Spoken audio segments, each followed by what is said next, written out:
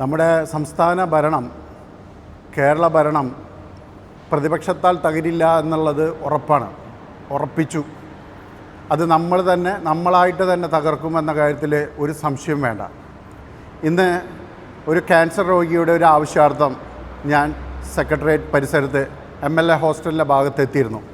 സെക്രട്ടേറിയറ്റും MLA ഹോസ്റ്റലും എല്ലാം തന്നെ നമ്മുടെ പ്രവർത്തകരെ കൊണ്ട് നിറഞ്ഞിരിക്കുകയാണ്. സെക്രട്ടേറിയറ്റ് വളയാൻ ഇത്ര ആൾ കഴിഞ്ഞ 10 വർഷമായിട്ടുണ്ടായിട്ടില്ല. പക്ഷേ ഭരണത്തിലേറിയ അന്ന് മുതൽ കാസർഗോഡ് മുതലുള്ള ആളുകൾ കതറിട്ടുകൊണ്ട് നമ്മുടെ മന്ത്രിമാരുടെയും MLAമാരുടെയും പിന്നാലെ നടപ്പാണ്. നാം കണ്ടതാണ് കഴിഞ്ഞ ദിവസം സലീം കുമാർ അന്തരിച്ചപ്പോൾ ഒട്ടും ഔചിത്യമില്ലാതെ അവിടെ വന്ന് ഷാളിടാൻ ശ്രമിച്ച ഒരു പ്രവർത്തകനെ. അത്തരത്തിലുള്ള പ്രവർത്തകരെ കൊണ്ട് പൊറുതിമുട്ടിയിരിക്കുകയാണ് കേരളം. നമുക്ക് ഇതിന് ഓരോ പ്രവർത്തകരും സ്വമേധയാ ബോധത്തോടുകൂടെ ഔചിത്യത്തോടുകൂടെ കടന്നു വരണം. ഇതൊന്നുമല്ല രാഷ്ട്രീയ പ്രവർത്തനം എന്ന് പറയുന്നത്.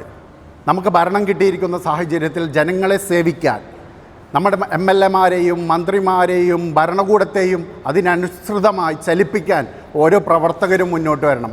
അല്ലാതെ തിണ്ണ നിരങ്ങാൻ വേണ്ടിയിട്ട് മന്ത്രിമാരുടെയും MLAമാരുടെയും തോളിൽ കൈയിട്ട് സെൽഫി അടിച്ച് തിരിച്ച് കാസർഗോഡേക്ക് പോകുന്ന പ്രവർത്തകർ വരെ നമ്മുടെ കൂട്ടത്തിലുണ്ട്. ഇത് കമ്മ്യൂണിസ്റ്റുകാർ അതേപോലെ പ്രതിപക്ഷത്ത് ഇരിക്കുന്നവർ എടുത്തിട്ട് അലക്കാൻ തുടങ്ങിക്കഴിഞ്ഞാൽ ഇന്ന് ഗതികെട്ട് ഞാൻ 2-3 മാധ്യമങ്ങളോട് നിങ്ങളിതൊരു വാർത്തയാക്ക് എന്ന് പറയേണ്ടി വന്നു. ഒരു കോൺഗ്രസ്സുകാരനായി എനിക്ക് തന്നെ സഹിക്കാൻ പറ്റുന്നില്ല.